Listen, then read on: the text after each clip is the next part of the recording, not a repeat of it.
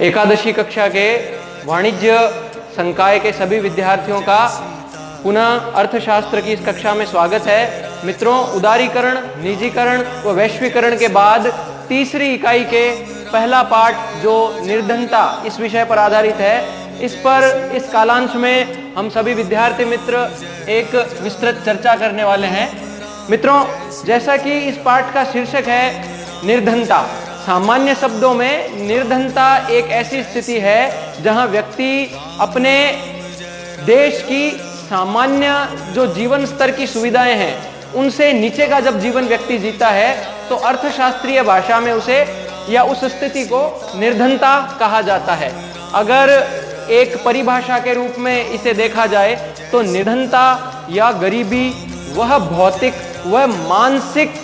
स्थिति है या दशा है जो व्यक्ति को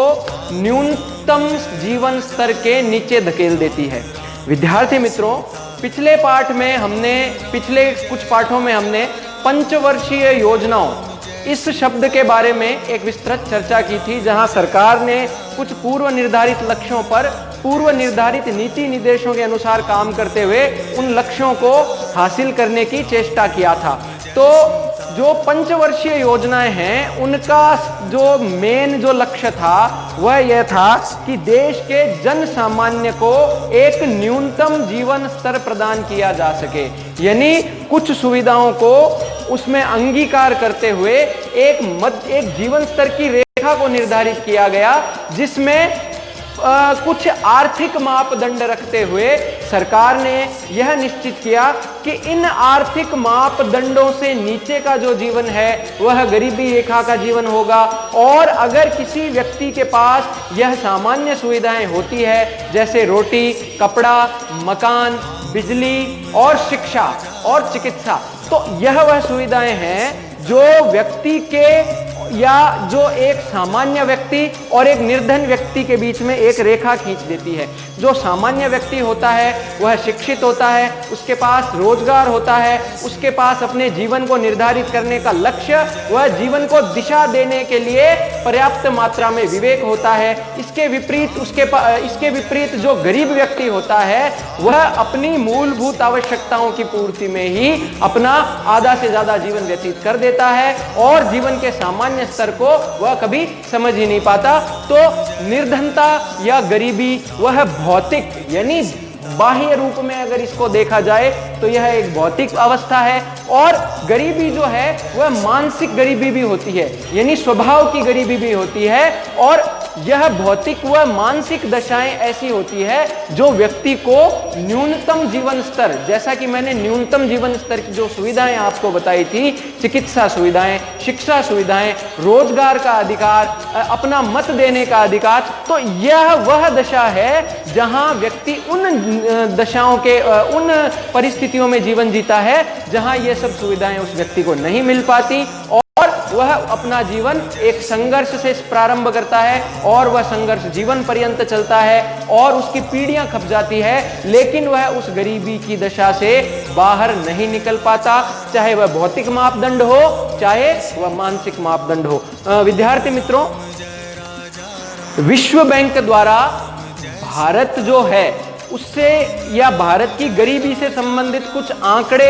जारी किए गए थे। उसके अनुसार जो विश्व की कुल गरीबी है, यानी विश्व की कुल जनसंख्या और उस कुल जनसंख्या की जो कुल गरीबी है, उस गरीबी में जो 5वां स्थान है वो भारत का है। यानी जनसंख्या के हिसाब से भारत का विश्व में दूसरा स्थान है, लेकिन गरीबी के अनुसार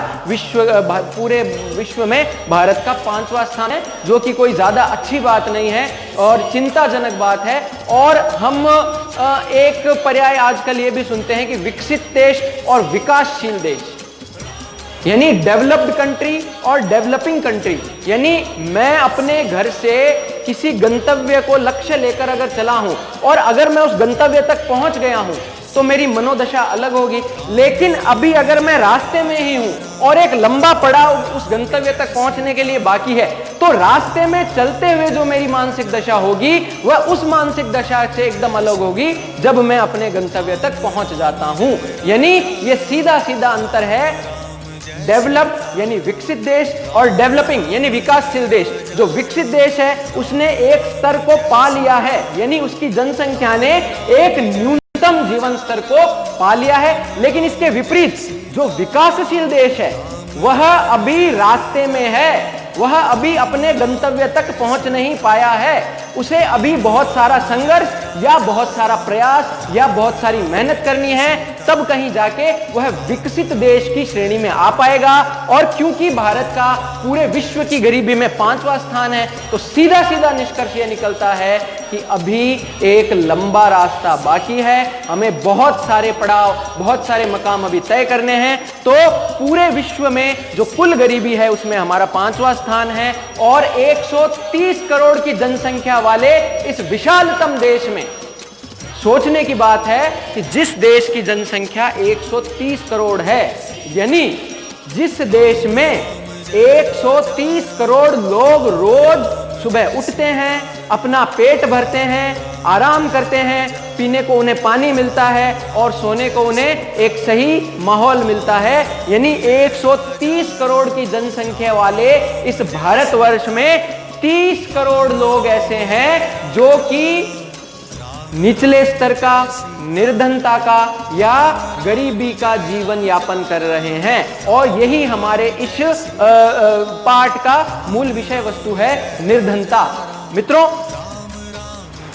ये जो जीवन स्तर होता है उस जीवन स्तर की कुछ विशेषताएं होती है। या गरीबी किसे कहते हैं? गरीबी ऐसे क्या सामाजिक या ऐसी क्या वो परिस्थितियां हैं जो व्यक्ति को सामान्य या गरीब बनाती है? तो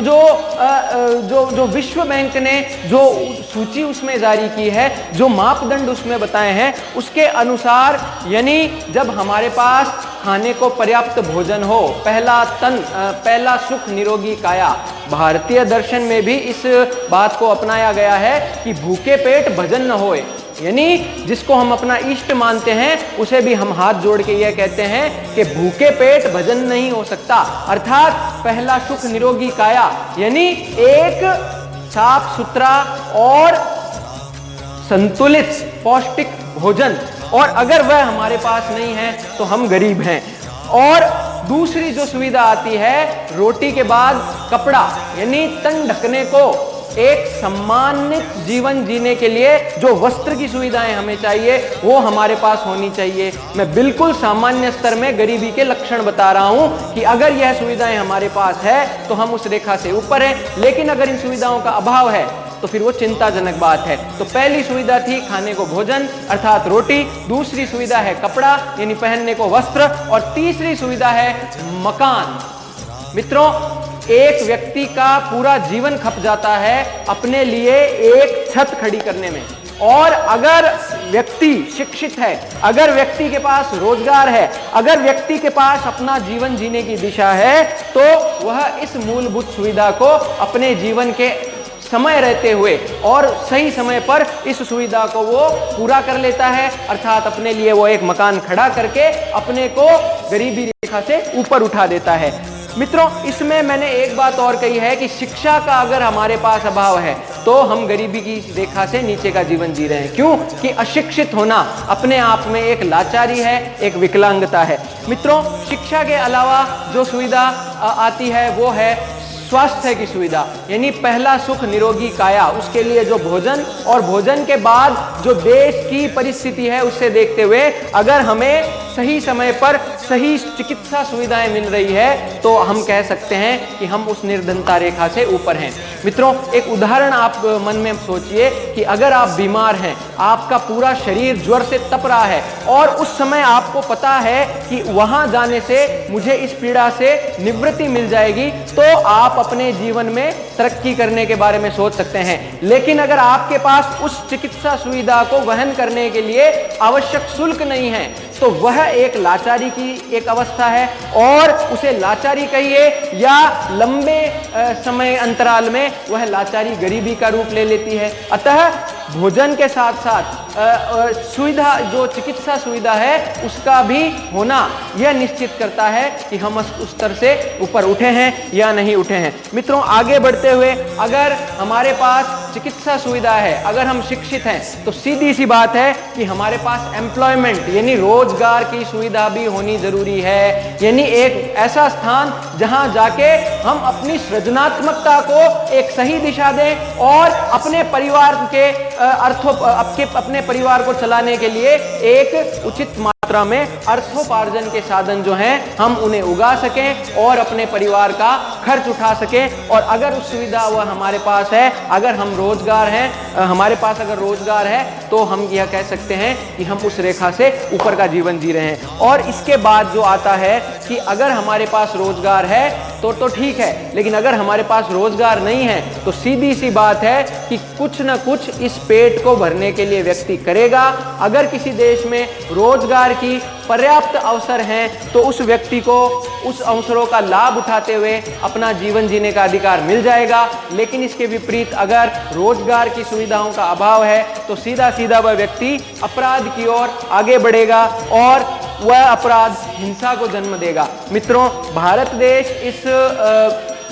कमी से अछूता नहीं है, जहां हम देखते हैं कि भारत में दिनों दिन अपराध बढ़ता जा रहा है और आए दिन जो हिंसात्मक गतिविधियां हैं वह ज़्यादा से ज़्यादा हमें देखने को मिल रही है, जो इस चीज़ का परिणाम है कि भारत में अगर रोजगार की कमी है तो जो व्यक्ति बेकार बैठा है वह अपनी उस शक्ति को दिशा कहीं ना कहीं तो देगा और किसी न किसी काम को वह अंजाम जरूर देगा। तो रोजगार बहुत आवश्यक है जिससे कि जो अपराध है, जो